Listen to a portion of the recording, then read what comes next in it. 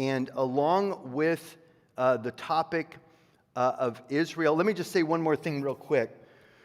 If you haven't watched the two messages that I taught regarding the war in Israel, I encourage you to go and listen to those two messages. One of them was a week ago today. Of course, we had Brad Dacus, the founder of the Pacific Justice Institute, here on Sunday. I encourage you to watch that if you weren't here. He did a great job. He's always a blessing. But last Wednesday, I did a teaching, and then about a week and a half before that, on Sunday, I did a teaching. So it's a part 1 and part 2, Israel at War. It already has several hundred views on YouTube between the two of them, and several thousand views on Facebook. And we don't say this enough. Please subscribe to our YouTube channel, and subscribe to our Facebook page, and subscribe to our Instagram page.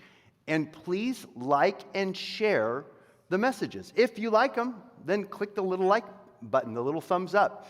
And if you really like it, then hit the share button and share it with people, because that's how we get into the algorithm, so that the computer will push the messages out to the masses and we'll catch those tailwinds. And so we don't ask that of you. I very rarely mention it, but we sure appreciate those who subscribe and like and share. I think we have close to 3,000 subscribers on our church Facebook page, and we have over 1,000 subscribers on our YouTube channel. That's a lot for our little church as you look around.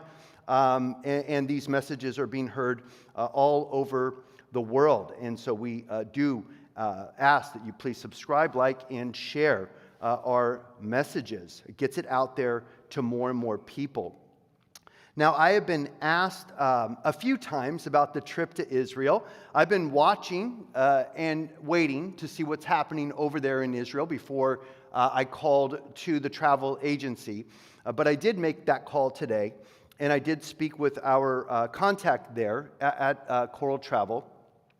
And she told me pretty much everything that I would expect that she would tell me at this point.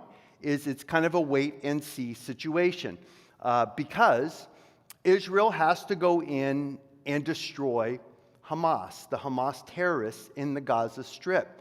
They are right now obliterating all of the Hamas terrorist leaders' houses and their command centers that are above ground. But the real war is going to start when they go in with the infantry and destroy the tunnels. It's amazing, as quote-unquote poor as the Gazans are, that they have over 320 miles of tunnels running underneath the Gaza Strip. At least 500 kilometers, 320 miles. Many of those tunnels are 100, some as deep as 200 feet below the surface.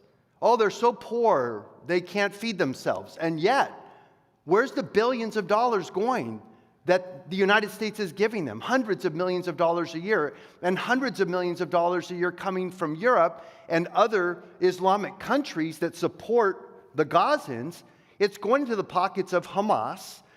Where do they get all the rockets? Where do they get the flying drones to fly over the fences? Where do they get the RPGs? Where did they get the hand grenades? Where do they get the motorcycles? Did you see the videos of them riding motorcycles? They literally, these tunnels, they ride motorcycles through the tunnels. They're wide enough. They're at least 6 feet wide, 6.5 feet wide, and 6.5 feet tall for 320 miles underneath Israel. And so they have at least 1,300 entrances into these tunnels. Think about that. How do they have the money to build this? I mean, I couldn't even build, a tunnel in my backyard if I wanted to.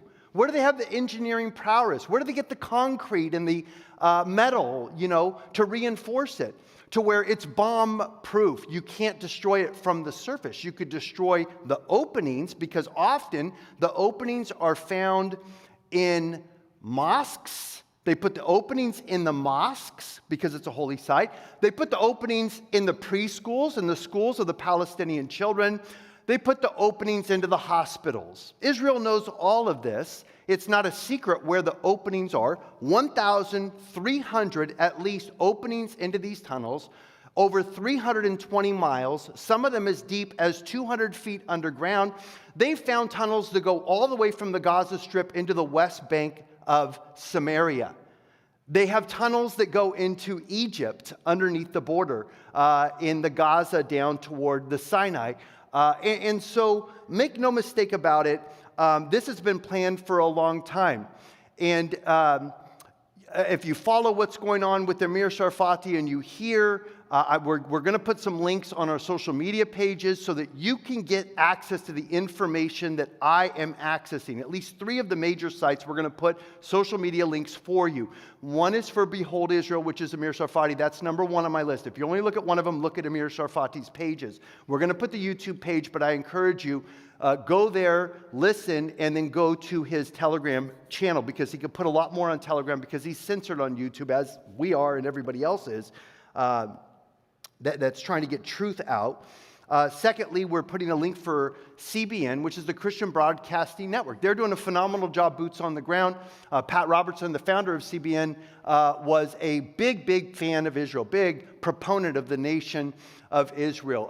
Regent University and all the rest. CBN News, we're putting a link there. And they have boots on the ground in Israel. The third link that we're putting on our social media pages is for The Watchman with Eric Stakelbeck. And Eric Stakelbeck is phenomenal. He's all about Israel, and he, is there also, oftentimes boots on the ground. I think he's in New York right now. So you could, get the information that I'm getting. It's interesting that they, on October 7th, it was Israel's 9/11, and they came in under the ground through tunnels. They blew holes in the fences, a $2.5 billion security fence. They managed to blow holes in it and to disable the electronics and so forth. A highly sophisticated attack planned for probably upwards of 2 years by Iran and Hamas and Hezbollah and Islamic Jihad, as well as the Houthi rebels. They're all kind of in cahoots together. They butchered and slaughtered men, women, children, and babies.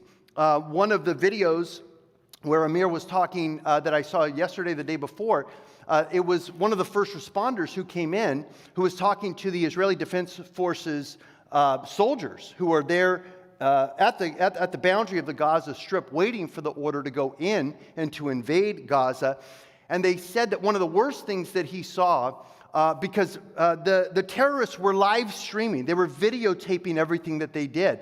They killed over, I think, 2,000 of the terrorists, but they also arrested another 1,000, kept them alive. They're interrogating these terrorists. They're taking the cell phones of the dead terrorists, the video cameras, the GoPro cams, and all the rest, because they were filming the whole thing. They all had GoPro cameras, and they all had cell phones, and they were filming everything that they were doing. And the latest one was this first responder was telling the IDF soldiers that one of the most atrocious things that he saw was when he came into a room and he discovered this family that had been killed and burnt alive, and they found the video footage of what they did to this family. They came in, it was a husband and wife that they handcuffed to their kitchen table chairs. They then handcuffed the 5- and 7-year-old children across the table from their parents. They took a knife and they plucked out one of the eyes of the father. They left one eye so that they could see what they were about to do to his wife and children. Took out one of his eyes in front of his children, in front of his wife, handcuffed to the table and chairs. They then cut off one of the breasts of the mother. They opened up her shirt and they cut off one of her breasts in front of the children, the 5- and 7-year-old child.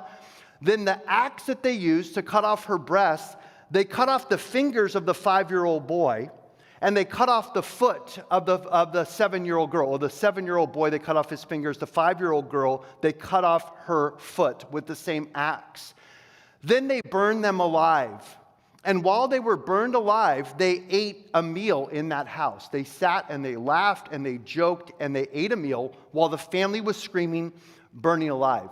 There are hundreds of stories like this that Hamas did to the Israelis. And so make no mistake about it, this is a genocide, and the Israelis are going to go in, and it doesn't matter what Biden says, it doesn't matter what Europe says, it doesn't matter what Antonio Guterres, the head of the United Nations, who's a total socialist, is saying that, oh, the Israelis deserve this. They brought this upon themselves. This didn't happen in a vacuum. It doesn't matter.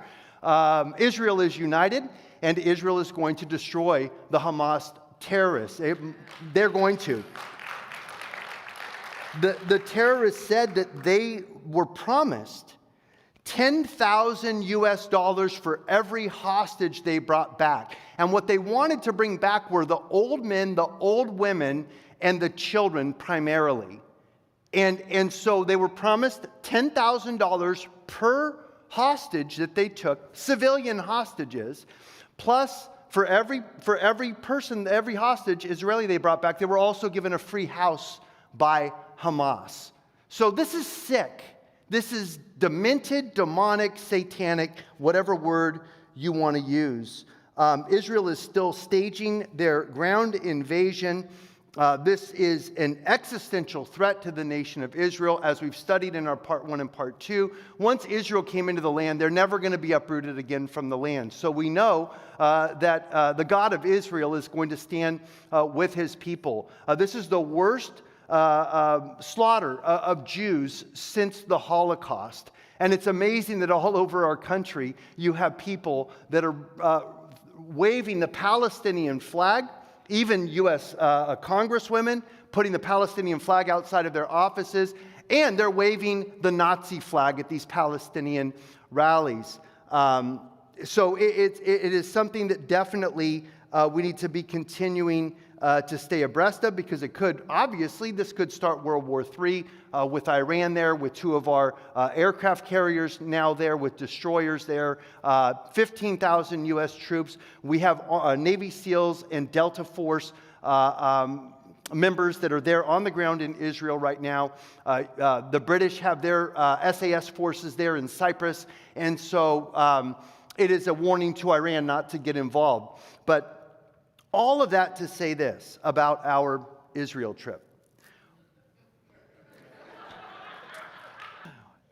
If Israel is still at war with Hamas and Hezbollah, we're not going to go to Israel in March of 2024. And no one's going to lose their deposit. So don't worry about that. Israel has bigger fish to fry right now. Obviously, they want to get this done because tourism is such a big part of their economy. They need the tourists, and the Muslim terrorists know this. They know that it's really hurting them economically because no tourists can go there right now. So I have the assurance from Coral Travel. They're not going to require any more money at this point from those who have signed up. The deadline for new signups has been extended to the end of the year, which gives Israel another 2 months or so to wrap this operation up, if that's what ends up happening. Obviously, it could go on further than that. It could escalate. And if this war is not completed and Israel is not victorious over their enemies by the end of 2023, then we will postpone our trip, move our deposits, and we'll pick another date. Either later in the year in 2024, October, November is a beautiful time. I've been to Israel in November. It's a gorgeous time of year to go there. So we could either push it to October, November of 2024, or we could push it out a year to March of 2025. No one's going to lose their deposit. No one has to worry about, being forced or squeezed into any decisions or anything like that. So I don't want anybody to make any rash decisions about the trip. Just wait and see what happens. Everything's put on hold because Israel is at war right now.